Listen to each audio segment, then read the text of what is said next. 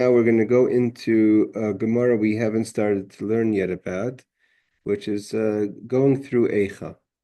We're going to go through the Gemara, which Eicha is the Lamentations on the destruction of the temple. Hold on, let me bring up the...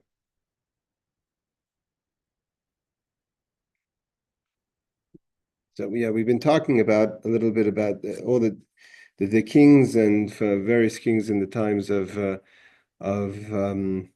the first temple, both of Yehuda and of Yisrael. And now we're going to go actually just a section that deals a little bit with the time of the destruction.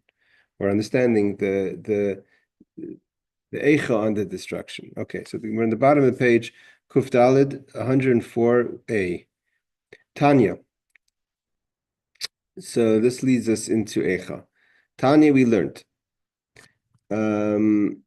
Let's bring in the Farshim. Amar Rabbi Shimon ben Elazar. Rabbi Shimon, and the son of Elazar, said as follows. Now, again, what happened was King Chizkiyahu was a righteous king, a very righteous king. We learned in the beginning of Chelek that Ratzah Kadosh Baruch Hu lasis Chizkiyahu Mashiach. God wanted to make Chizkiyahu the Mashiach.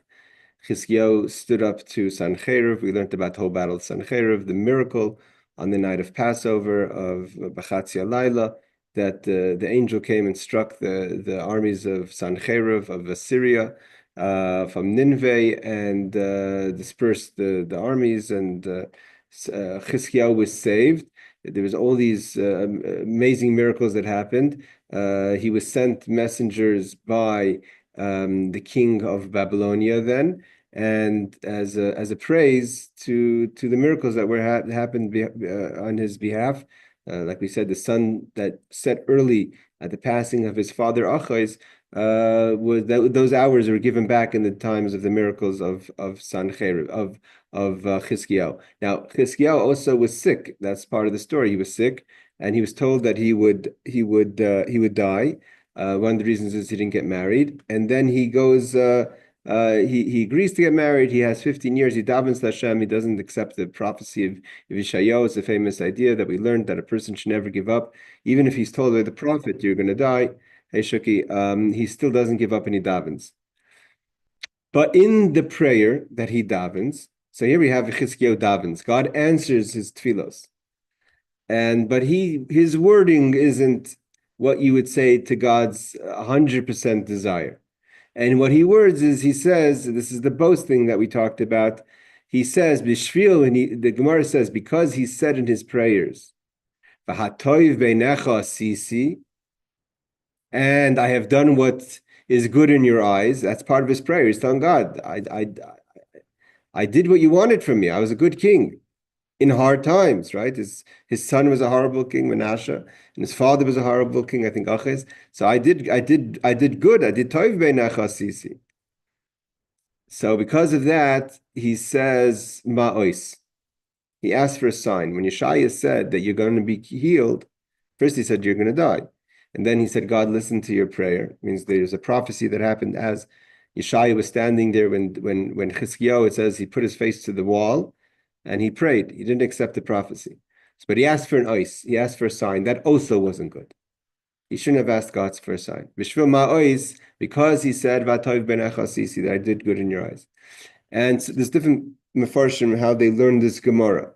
Did his saying that I did good in your eyes cause him to say, I want a sign? It means when he already started when he boasted and said, I did good, then he already also asked for a sign that was already part of the consequences of not presenting his tefillah properly, or he said two wrong things. There's different mefarshim that explain it. We'll see. So because of that, what happened was Nachrim Achla Shulchanai. Like I said, the king sent. We learned about him, Mordech ben Baldan, right? The one who looked like a dog. So he sent. Who did he send? Nebuchadnezzar was described, and he went back 3 steps to say to properly address the letter to King Chizkiyahu. But they came to his table, and he fed them in a meal. And we're going to see soon that his wife waited on them. And these are all things that were not approved. Because these Gentiles ate at the table of Chizkiyahu, which was obviously something that was a negative. Garm Galus Levanov, that caused that there should be the exile. including his own child that ended up in Bavel, which was Menashe that we learned about when he was taken captive. This also supports the teaching of Chizkiyahu, which is a rabbi in the time of the Talmud. Amar Chizkiyahu said, "Kol hamazamid of oived avodah zarah toich ba'isa yumashamish I love." If you invite an idol worshiper into your house, and not only invite them, but also wait on them, mashamish I love, you wait on them. Goyim golis levanav. That's worthy, so to say, to cause an exile for your children. Your children should suffer exile. How do we know? Because part of the prophecy that Yeshaya tells him is umibanecha asher yetzu mimcha asher toilid, from your children, when Yeshaya came to admonish him for what he did in his treatment of the messengers, the emissaries of Merudach ben Baldan, which was the king then of Babylonia, and Nebuchadnezzar was his scribe or the head of messages. He said that your children are going to end up in Bavel, and not just Menashe, but the Jewish people were exiled to Bavel. So what started, so to say, even though Chizkiyahu himself was destined or could have been the Mashiach, see, it shows you the spectrum of how fast you could be from extreme of redeemer to exile, where because he was almost going to be the redeemer, but instead of being the redeemer, certain things that weren't on the up and up according to the level of Chizkiyahu caused almost that things should spiral into the situation that they get exiled. They always say you have to always look like life is on that thread hole that you could be either you're in or you're out. And he wasn't Mashiach, and from that came the worst of things. In the same happening, it wasn't like another story. It was all around that same happening of when God wanted to make him the Mashiach. Sanhedrin, he got sick. He invited these idol worshippers to eat in his house. His wife waited on them, and then that led to not to the redemption, but to the destruction, to the exile. So Rashi says, "B'shvil tov ma'ois." So what does this mean? So Rashi explains, "B'shvil Chizkiyahu sheshibachas atzmai." He praised himself. He boasted. I did what you wanted from me. Goes to show you have to be careful even when you daven.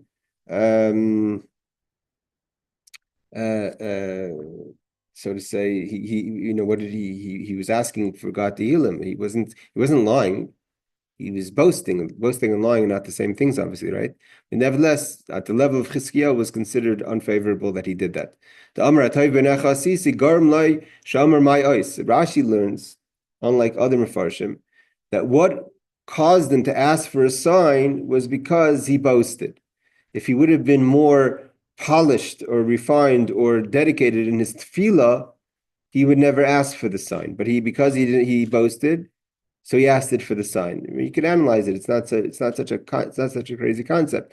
What Rashi is basically saying is that he had a certain level of lack of bittul, so lack of self-nullification of what his grandfather David had, and because of that, he says he boasts, and when he boasts, he also is not just going to accept the prophecy. He asks for a sign. So he says, "Ma ois ki ela." How do I know, Beis Hashem, I'm going to still be able to go to the house of God? That I'm going to be healed and go to the house of God. Sheshol ois mekadosh baruch hu, she'avera gereres avera. One sin leads to the next sin, and they call it an avera. The avera that he boasted is the next avera. The next thing he does, he asks for a sign. There's no isolated incidences in a person's life. A person goes down paths. So you open up one door, that's going to lead you to another door, and you continue going down that way. And what happens? He invites the idol worshippers to eat at his table. Who we're referring to, which Gentiles are we referring to, is Mardich Baldan. Safrim, that that they were the emissaries that he sent the letter of praise, great King Chizkiyahu, from the great God, and he sends him gifts because he saw that the sun was held up, right? The whole story that he slept in, and he thought his waking up servants didn't wake him up on time. He was going to punish them. But he realized that there was a miracle, so he reacted to the miracle and he sent a gift. And what happened was Chizkiyahu was taken by the gift. It's all part of the same. It's the same thread of issue here. He boasts, he asks for a sign, and he feels special that he's being gifted by idol worshippers. This is one of the things the Chachamim were very upset what he did. And what happens next? He attends them, not him. His wife attends them. We learned that caused friction in their marriage. We're going to learn his wife poured drinks for them, and that wasn't sneeze. He was trying to be, a good host and do what they would do, as opposed to what Jews do. And Jews wouldn't have the wife go and wait on them. Goyim Golis, and that will cause that there should be an exile. Chizkiyahu v'yar es kol beis nichta v'chsiv b'asreim v'necha sheyetzim chayichu v'yisrisim b'echel melech Bavel. The first it says that God Yismach Aleim Chizkiyahu, he's very proud. He showed them the beis nichta. We'll see what that means. He showed them different places. I think in certain places they say he showed them the Kodesh HaKadoshim. He took them into the Holy of Holies. He was trying to show them the miracles, the beauty of the Beis Hamikdash. You never should have taken them in to show them the Holy of Holies, but we'll see in a second what that means. And because it says that afterwards that your descendants are going to be sarisim, are going to be servants in their house, right? Hanani, Mishael, Vazariah, Daniel. These are from the Beis HaMelech, not just the Jewish people, but they're from the house of the king. Hanani, Mishael, Vazariah were servants of Nebuchadnezzar. So what is he? So therefore, and what happens afterwards? He gets told the prophecy that his kids are going to go into exile. So now he says, what happened? So the Gemara says, "Vayismach aleim Chizkiyahu." He's very proud that he's glad that they came and they honored him. Again, you have to remember this is all in the highest level of a tzaddik. A righteous person is being held accountable on the highest level of their actions. It's almost impossible to walk on eggshells when you're so righteous. I mean, who doesn't take pride? And it wasn't like he was taking personal pride. He was taking pride in God, and he was taking pride in Torah, and he was taking pride in the Beis Hamikdash. But he was at the end of the day, as he was giving them value. Not that he should have been rude to them, but he shouldn't have taken vayismach aleim. He shouldn't have taken the pride. And he showed him the Beis Nechaisa. Zakesef is a Vazav. He showed him the gold and silver of the riches of the kings. Sapsamim is Sheminatov, the good spices, good oils. Amarav Ma Beis Nechaisa. What did he show them? What's the Beis Nechaisa? It says Ishta Yishkas Aleim. That bias is like the different translation, but bias, when we say bias, a lot of times Chiper Ba'ada you Ba'ad Beisai. Right, that in the Kohen Gadol we just learned Achri Mois Avi Yer Bal Koira. So it says V'chiper Ba'adir Bad Beisai. What's Beisai? Beisai Zi Ishtay. That the Kohen Gadol has to atone for his family, his wife. So what? Ma Beis Nechaisa. Beis Nechaisa is that his wife Hishkesar Lem. She waited on them and gave them to drink. Shmuel Amar Beis Genazav Heralahem. He showed him his treasuries. I think I remember somewhere saying that he showed him the Holy of Holies. He showed him his spectacular weapon. Zayin is weapons that eat weapons, a kind of one metal that's stronger to break another metal. One weapon that could break it. He showed him his. So what does a person boast today, right? What is it when a king has a birthday, right? He takes all the tanks and the missiles out. That's what they used to do, right? Pari would show everything. I think they're saying that someone here is going to do something now to show for their birthday. They show how strong we are. So he did everything. He showed how rich he was. He showed how beautiful his wife was, or he showed his armaments. He showed how his strategic armory. That the hidden stuff that the Beis Yehuda, the house of Yehuda had. He showed it to them. So he was bragging. And so what does Rashi say? Ishta Yishkas Aleim. He atzma. She herself, she's the queen, right? She shouldn't be waiting on them in any situation, but especially she's the queen. He atzma mezeges lahem. She herself poured these guests. Again, we learned some. I can't remember where. I think we learned somewhere that caused the friction in their marriage. V'hainu beis nechasa lashem menaka al shem tzela shenifchasa min adam imenu nivra isha. So Rashi learns that why is it called beis nechasa? Because the woman comes from the man, right? It says that Adam fell asleep and was menaki. He lost one rib, tzela, and from there God built the woman. So he called Beis Nachala the place where he was lacking, so to say, of his person, which the woman first woman came from man. So there's a hint to say that she waited on them. But the Yad Ramah says you don't have to get so complicated. But like I quoted, Beisa is a Ishtai his wife is in the word. It says Beis Techoisa. The word bias is the wife. The Mashal says that it's he showed them it's an oitzer that a woman. It's actually a nice Mashal. A woman is a person's treasure. And just like a treasure is supposed to be hidden, it's supposed to be kept private. You don't show people your treasure. You shouldn't. So his space nechaisa means his treasure. He shouldn't have taken his wife out on display for these people. She's not a display piece. She's a treasure, something you have to hold precious. It's for you privately. It's not something that you boast about. So he had no business showing her off. And Achashverosh does that. Chizkiyahu doesn't do things like that. That's something Achashverosh does. And also, it's a woman it's supposed to be tzinu, it's supposed to be modest. It wasn't a way of modesty. So Beis Kenozav, what does it mean? V'hachim targim on Beis Ginzihu u'menachem is the place of hiding. Menachem paser b'machbarte lashon samamonim k'moineches v'tzari v'loy, different spices also. So he showed him treasures, he showed him spices.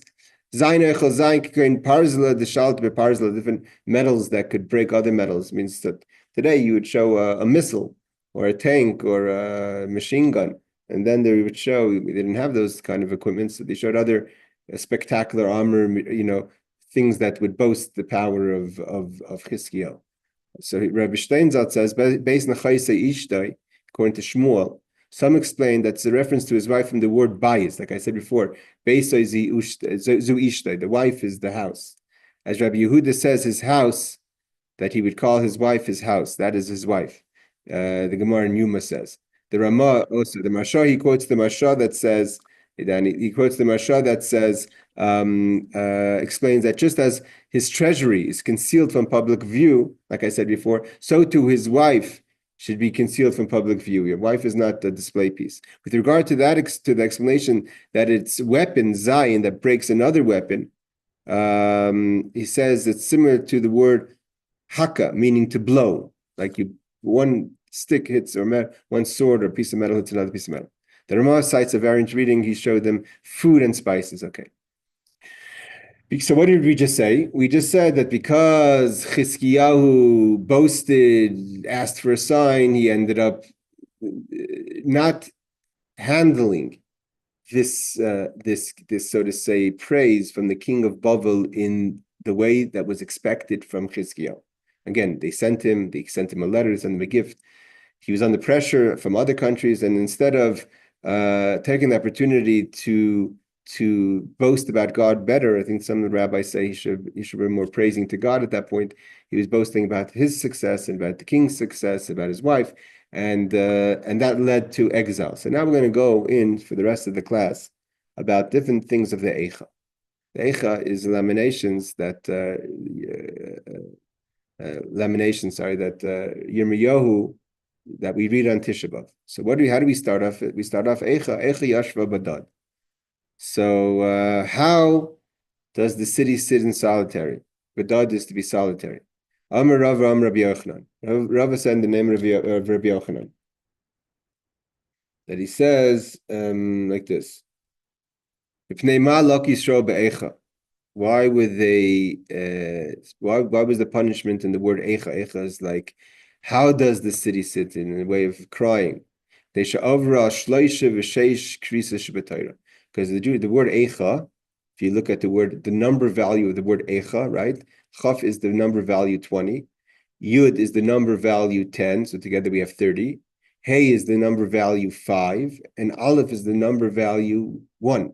So 20, 10, 5, and 1 is 26. So the word Eicha is a hint to why were the Jewish people punished to suffer this destruction of the temple and the exile is because they transgressed the 36 prohibitions that are punishable by krisos. Krisos are punishment by death from heaven, or the word cut off, to be cut off.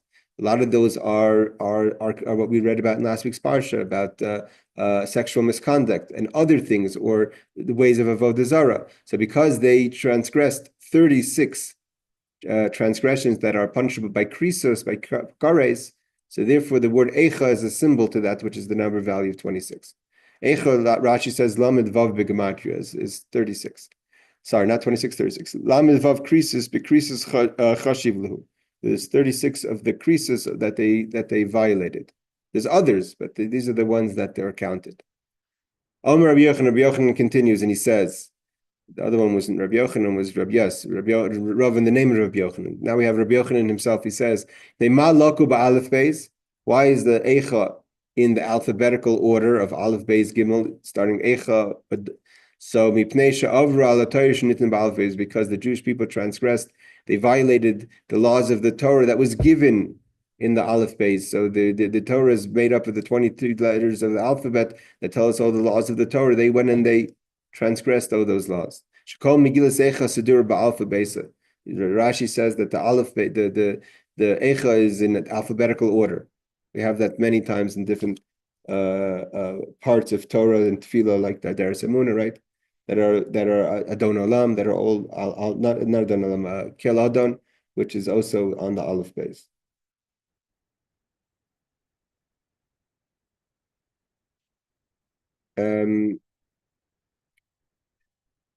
There's, I don't know who this, he says, he quotes an idea that what the point over here is that there's two ways to look at the whole eicha. We look at the eicha to talk about the what happened or why it happened, the cause of the effect, right? So the effect is the destruction. The effect is exile. The effect is the loss of the house of David. But what Yirmiyahu is really saying in the Eicha, he's not talking about the punishment. He's not talking about what happened.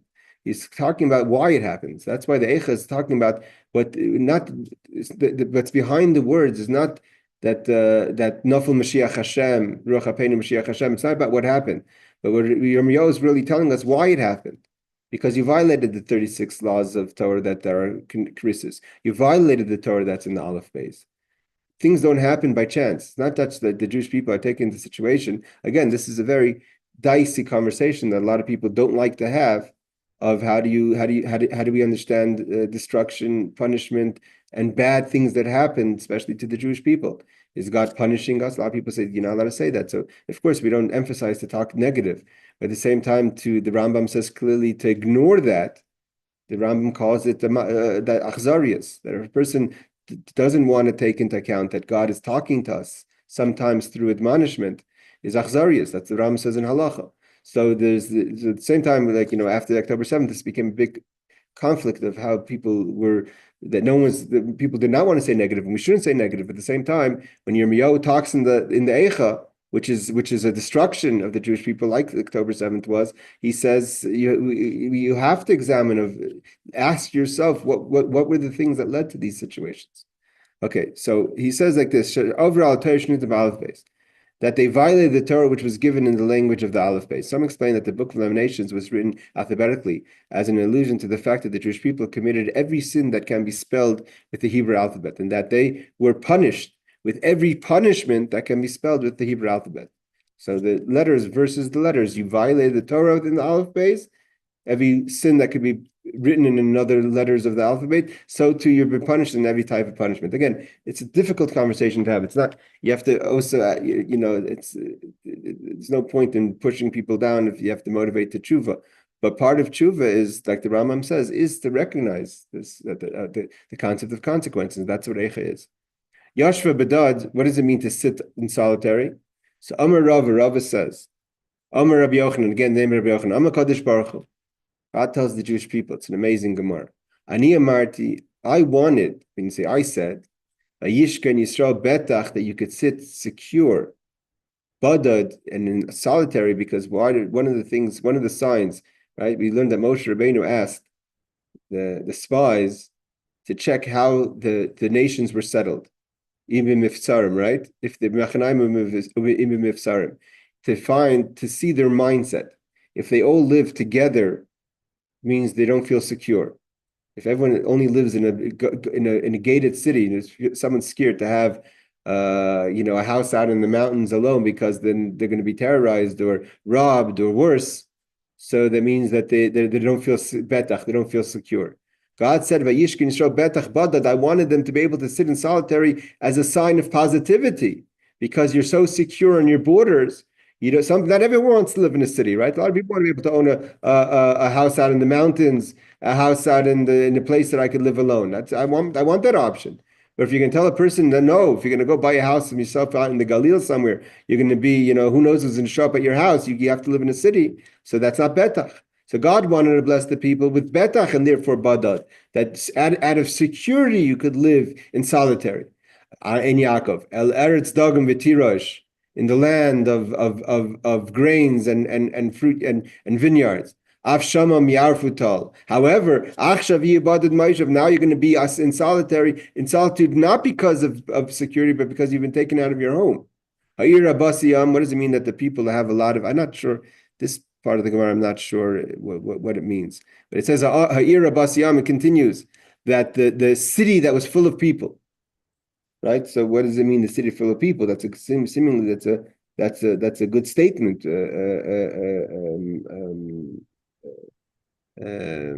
Also, when it says badad in Eicha Yashav Badad, not just in solitary, that the Jewish people live in solitary, out of their home, but that's the punishment of for many generations, right? The ghetto. What's the ghetto?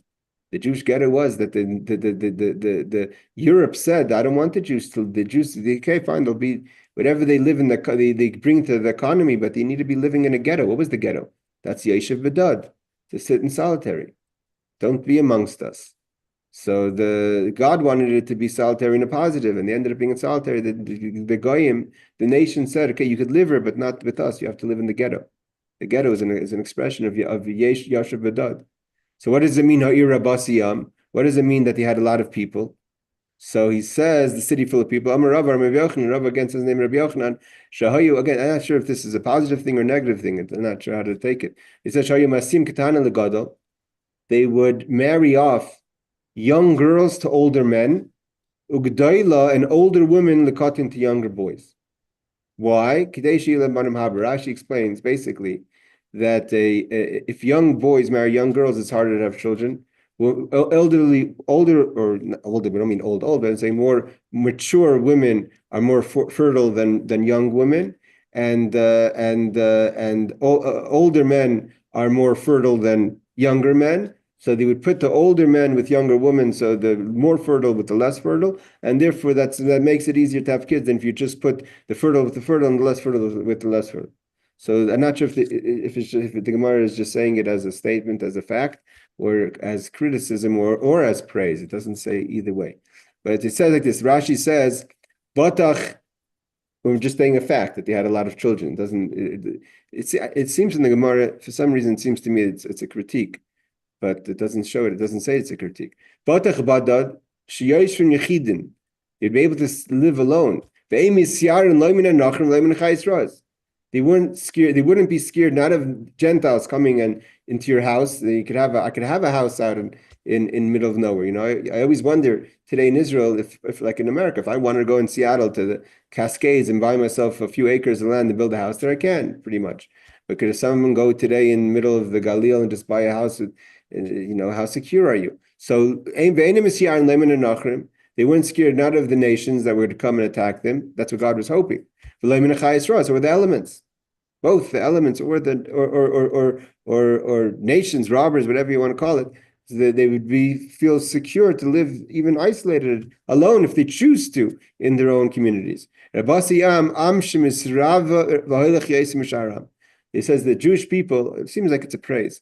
The Jewish people were a people that had they multiplied. Why? Because they married the fertile to the non-fertile. And he explains it, Rashi explains, Katana Lagadol, why did they marry a younger girl, we're not talking about infants, younger girl to an elderly boy, was because Shifcha Zera, the semen of cotton of a young boy, Einim Mevushal isn't what they call Mevushal, isn't ready fertile, the Mazriya Maher doesn't yield children fast.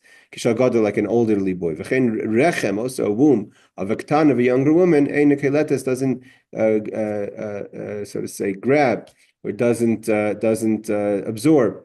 Maher as fast, Kishagadol, like an older young woman's womb. Therefore, what they would do is they would marry a gedola, an older girl, to a younger boy. Because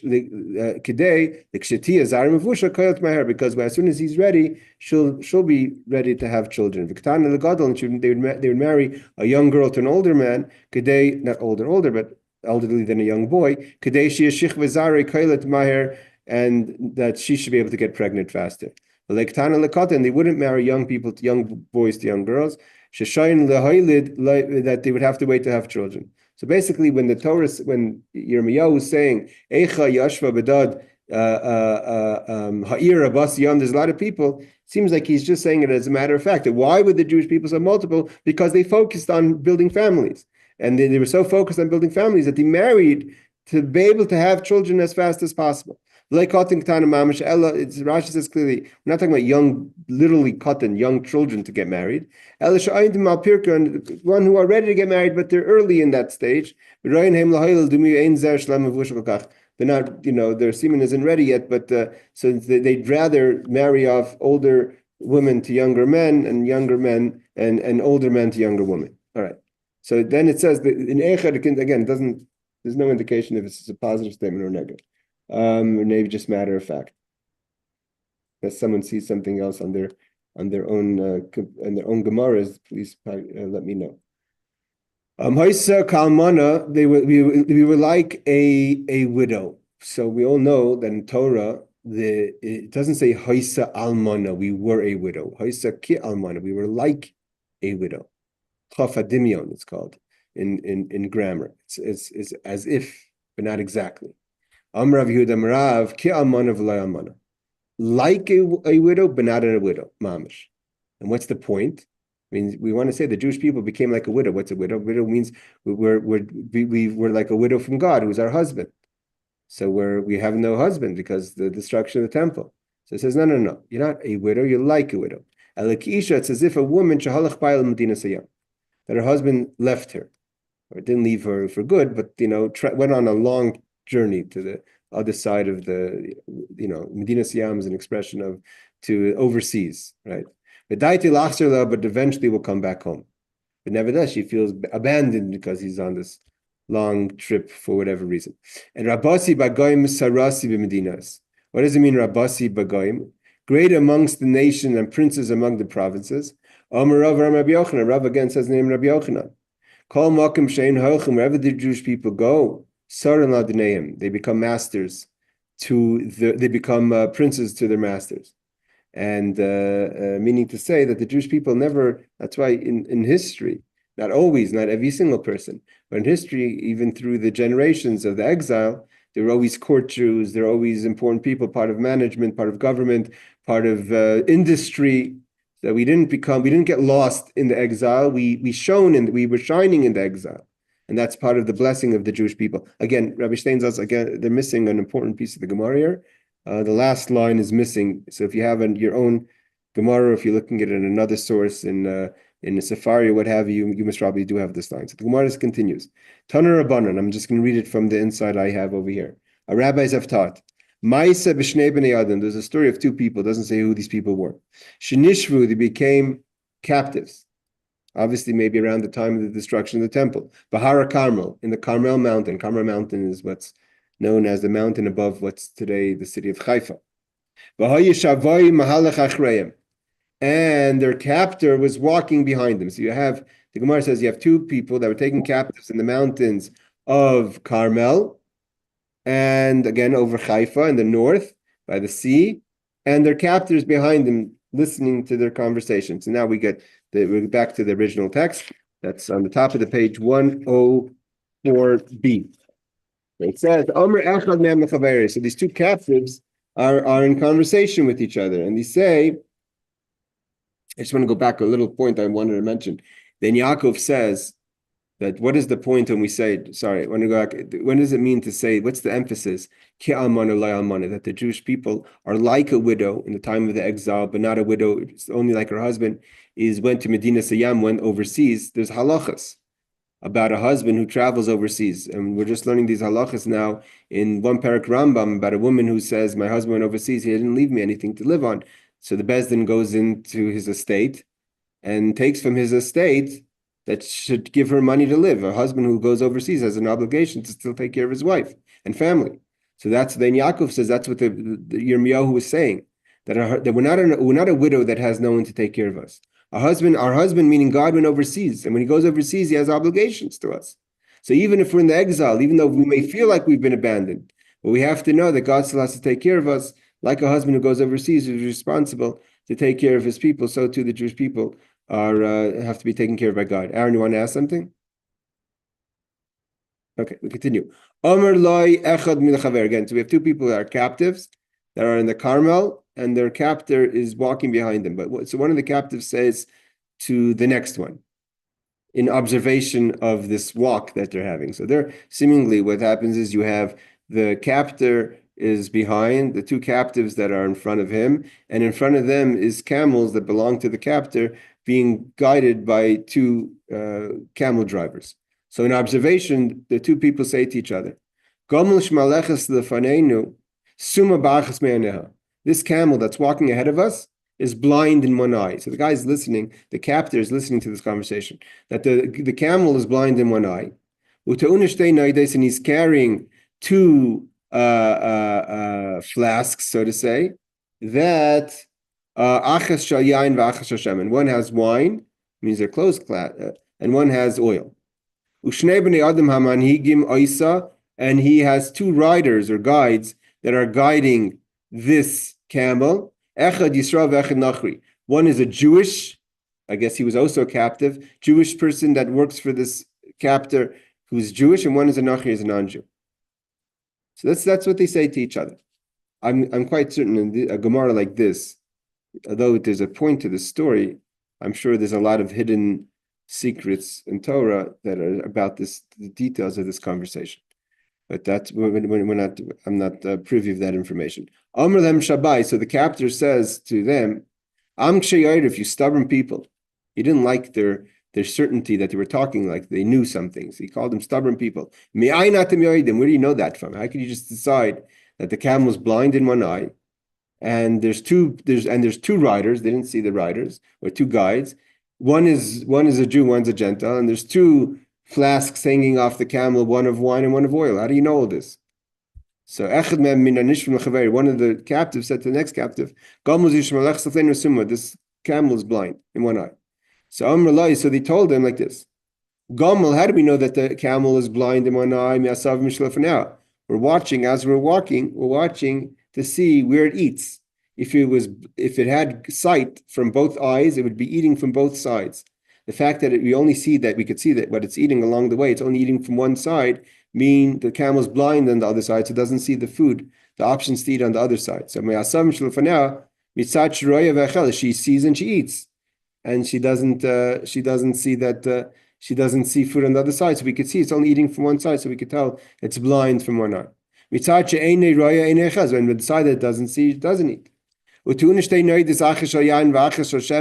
how do we know that it has two wineskins, one with oil and one with wine?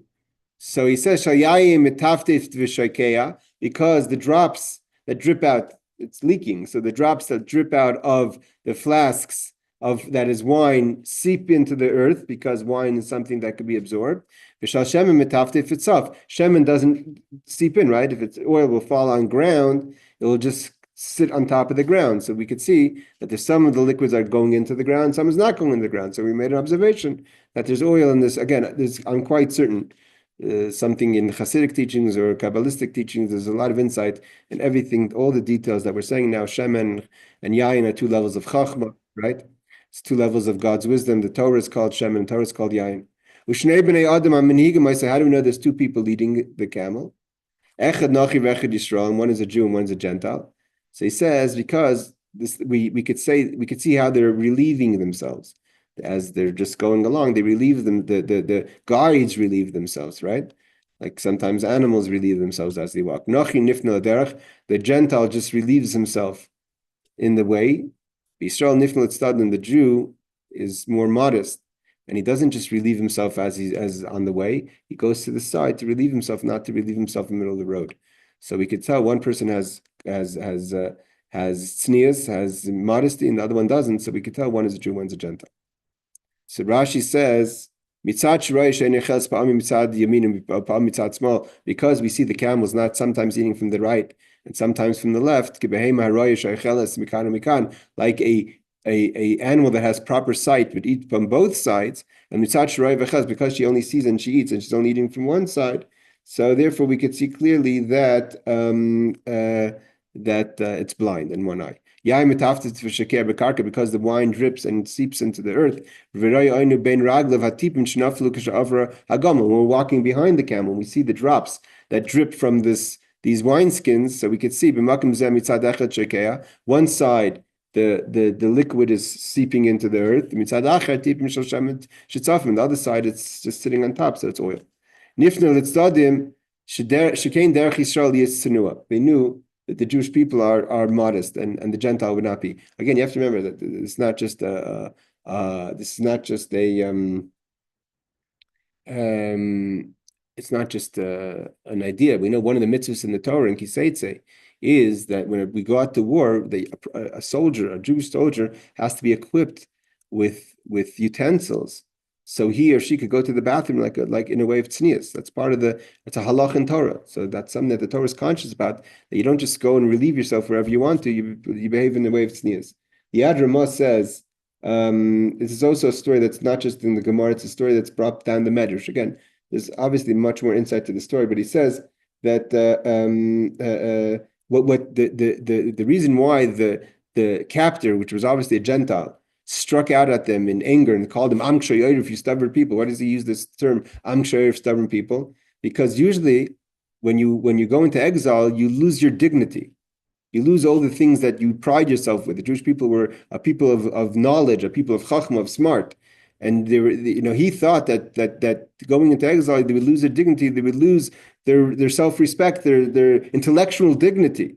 And he says, you're stubborn, you're holding on stubborn to your wisdom. Everything you're analyzing and you're looking, how much, you think you're smart, you're in Gullus now. Stop trying to be so smart to figure everything out. That's what the Yad Ramah says. And you still hold yourself, because we just finished off saying, this is a connection what we just finished. We just finished off saying when the Jews go into exile, they still stay to be masters, to be sarim, to be masters, to be princes amongst their masters, that even in our exile, we hold our dignity of self-respect and success. We bring success where we go. And so he lashes out, Am Kshayev, if you stubborn people, why are you staying? I heard a story from my great-grandfather.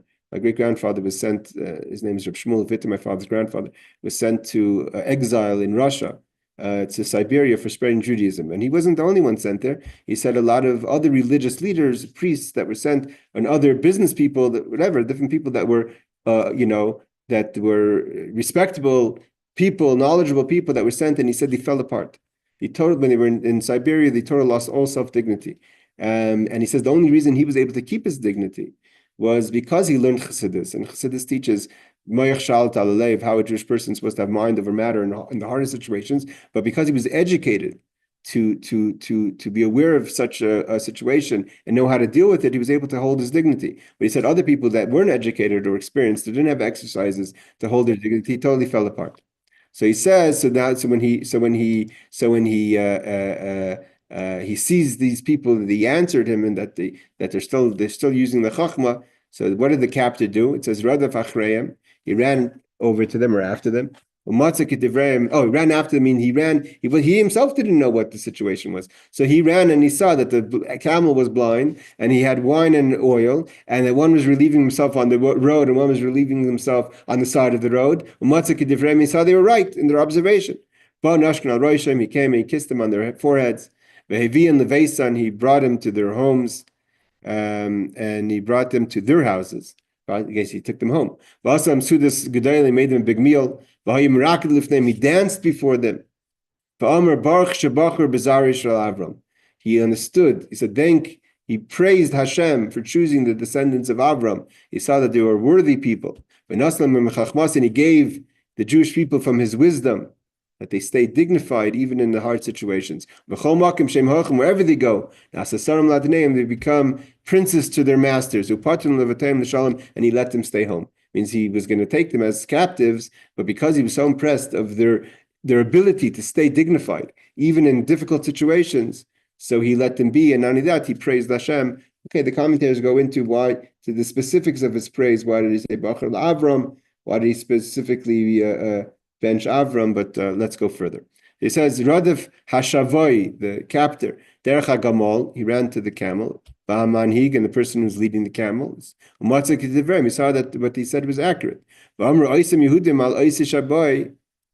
the Jews said about this captor, Adeneim Shehu Ben Cluster Melech, Shahid Yukna Doima Limagmas Panav Shalaisa Cluster Shamelch Shibiznus Halidei. Not exactly sure what this means. I'm not sure if this is part of the ending of the Medrash part of this story, not the Gemara part of the story. But the Jews said about this captor that he evidently he looked a bit like Cluster Melech. He had of the king. He looked a bit like the king because he was born out of wedlock from the king.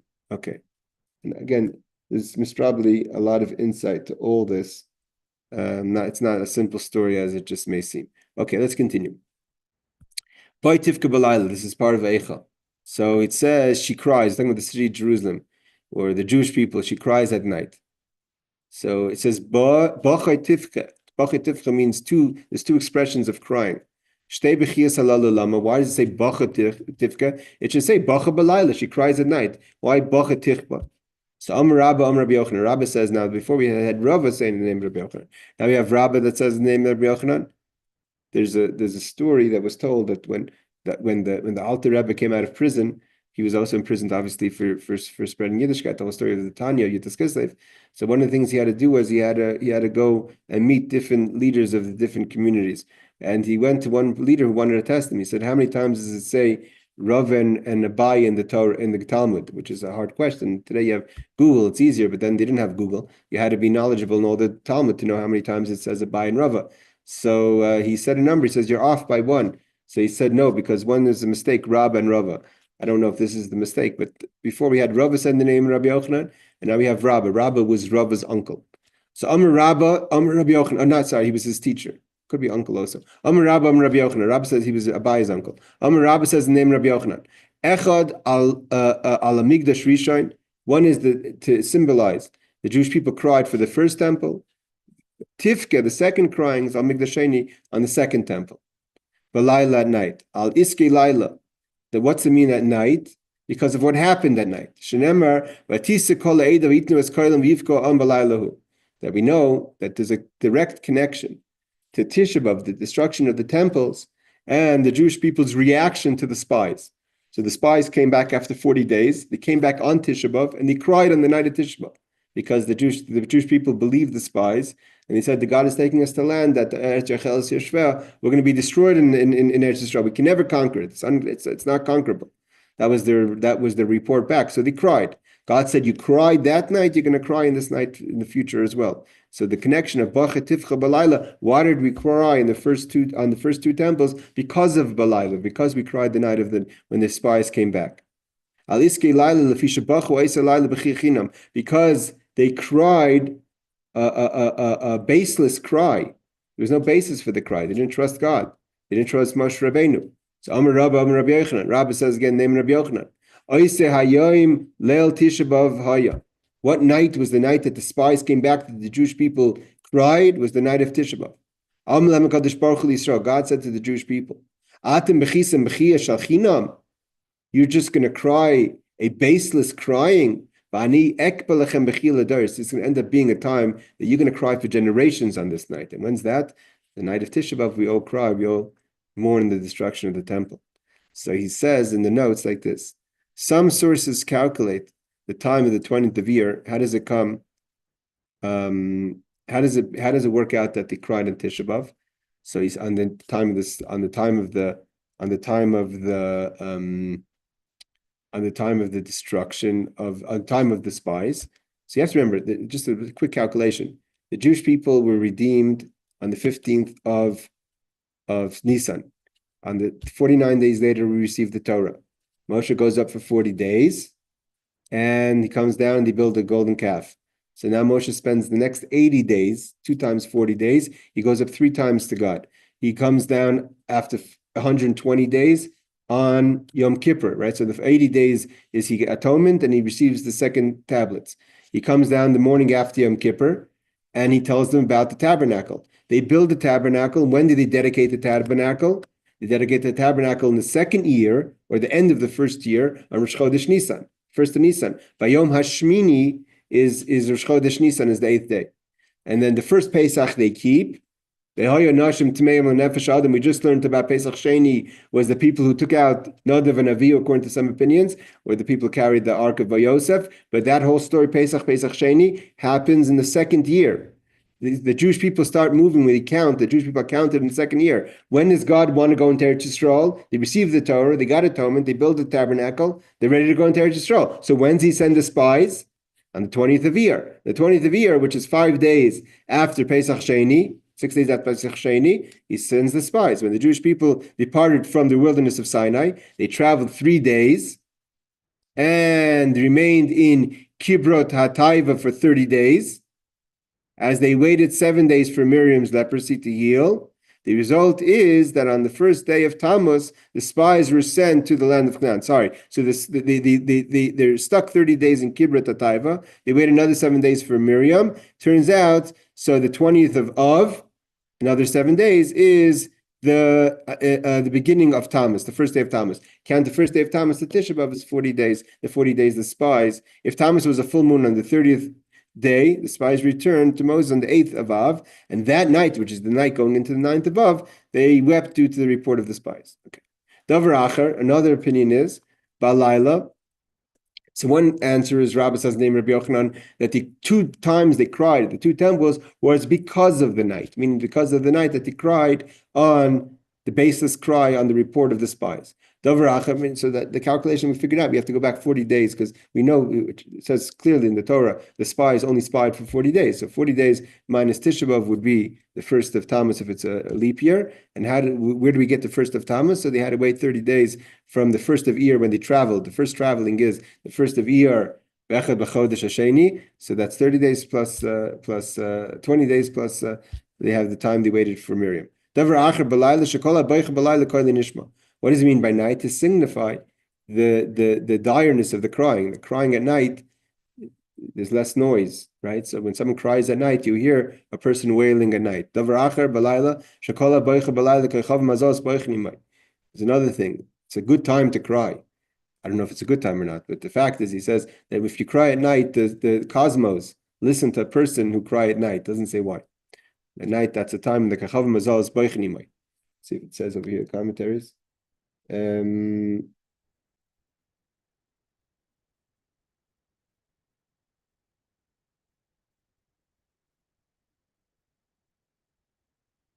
says one of the Ramban and the Chumash says that where do we know that who says that it's talking about the night of Tisha B'Av? So he says because it says Balayla hazeh, they cried in that night. Whenever it says zeh, not who, Balayla hu, it says Balayla hu. It should have said Balayla hazeh. The fact that it says Balayla hu means a special night, a night designated for crying. Okay, so he says that whoever cries at night, it says why? So it says Shemesh virech kadroi. Because you see the stars more at night, so therefore the stars cry for a person who cries at night. The stars cries with you. Another idea is another idea is that people cry with you. So we have it's a cry. Your cry is being heard. When you cry at night, the stars cry with you because the stars shine at night. And the other thing is that people cry with you at night. It was a woman, the Gemara tells us. She was the neighbor of Rabban Gamliel, the Nasi. Her son died. Doesn't say why, obviously. She would cry for him at night. Rabban Gamliel would hear her crying and he would cry. Kenegda means, there's different opinions, means he would cry for her pain, or she would remind him, like Tikkun Chatzos, he would cry for the destruction of the temple. It means once everyone's crying, everyone cries their own pain. So she started to awaken pain, awoken the pain within him. And he was crying for the destruction of the temple, for the Galus of Shekhinah. He cried to the extent he lost his eyelashes. He was crying so much. So his students were not so compassionate. When the students saw what was happening, that Rabbi Gamliel was crying because she was crying, so they said, yeah, very nice. They kicked her out of the neighborhood. So I'm not sure what the message of that is, but basically the student said, there's a time and place for everything, there's a limit for everything, and you're crying, it's all nice. Yeah, we feel very bad for your pain, but you're causing the Rosh Hashiva to cry, the Nasi to cry. And he's overreacting, so to say. Like he's really taking it personal. So they asked her to move out of the neighborhood. It says, Koila Nishba Yosef Bayayim, a voice of crying is heard by night more than by day. Like it says in Yuma, they ma ein hakol nishma bayayim k'balayla. They gagel chama menasir b'rikia. The sun kind of puts down the sound. That's what it says they cried at night. They should call nishma. She cries at night, so we should have. So the idea of crying is not just to cry out, but that there should be compassion created by the cry. She can't find consolation. It's an amazing idea. I don't even know what that means, but it says this: the suns and the cosmos and the stars cry with a person, and they have compassion. A person cries against a person who cries at night. When you hear the pain of a person, the pain of the person's heart, to cry with them. But Rabbi Gamliel cried to the extent that the Risisi Einav, Sa'ar Shebebava Seinai, the eyelashes, Haynoifel Venichbal ala Ain Mirev Demois, they would fall maybe into his eyes. So the students felt there's a concept. You say that in the war in 1940s, people would write very negative letters to the previous Lubavitcher Rebbe of all the things that were happening. And they wrote up a letter that when Richard the Maasman was Chassid, was burnt alive in the synagogue by the Nazis, they say the Friedrich Rebbe had a heart attack. After that, the Rebbe did not let letters into the Rebbe was the son-in-law of the Friedrich Rebbe.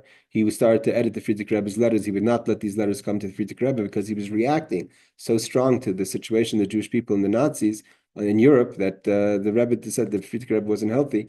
He would not let these letters in. So there's a concept where Talmidim have to do what's right for their Rebbe, and the Talmidim of Rabbi Gamliel had to do what's right for their Rebbe. So they asked her to move out of the community.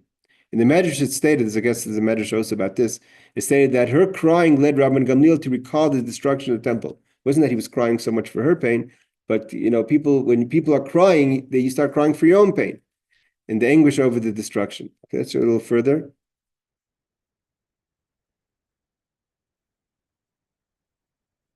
Okay, we'll do one more piece. He says, "V'dim'asa alacheha," and the tears are on her cheeks. Again, now we go to Rava. Rava says in the name of Rabbi Yochanan. Again, there's certain very strong personalities in the tradition of the Mishnah and the Talmud. We have Rabbi Yochanan, who constantly quotes Rabbi Shimon Bar Yochai. We see the tradition of ideas, not just so much halachas, but ideas of Agadah that is passed down in tradition. So Rabbi Yochanan is always quoting about the destruction, about the redemption. Rabbi Yochanan is quoting Rabbi Shimon Bar Yochai.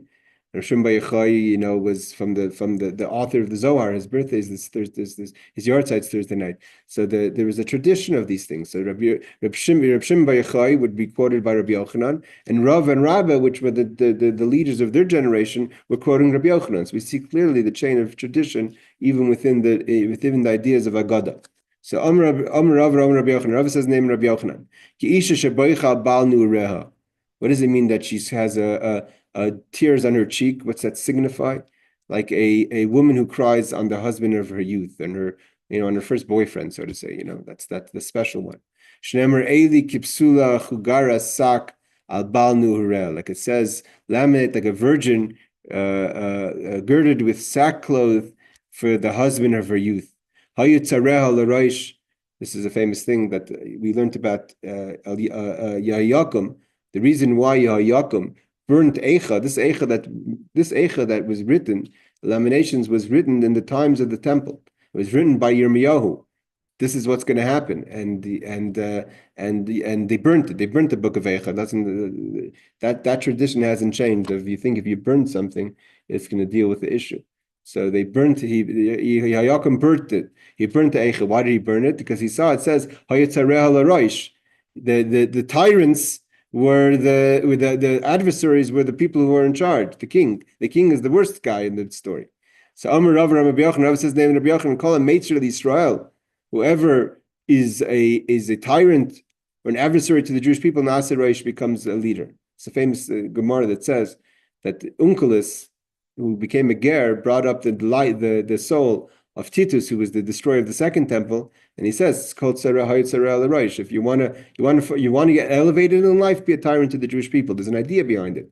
The idea is a kind of a menucha, that at least we're not being destroyed by nobodies. If someone's going to hit me, let that person at least be a somebody.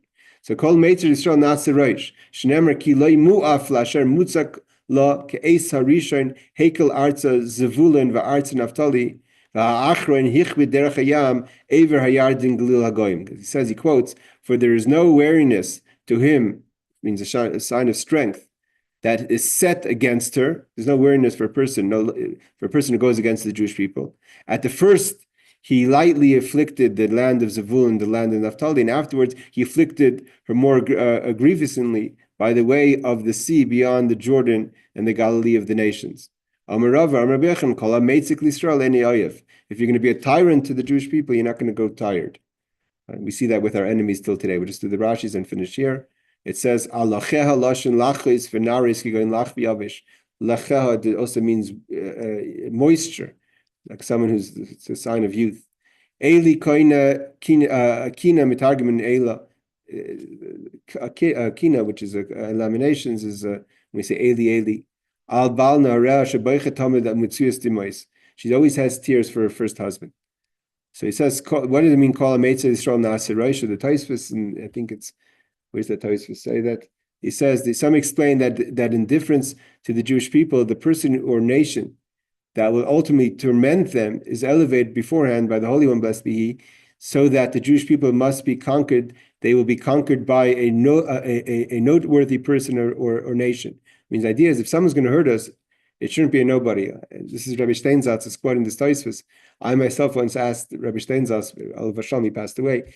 He was the rabbi of my shul. We learn his Gemara. It's our honor.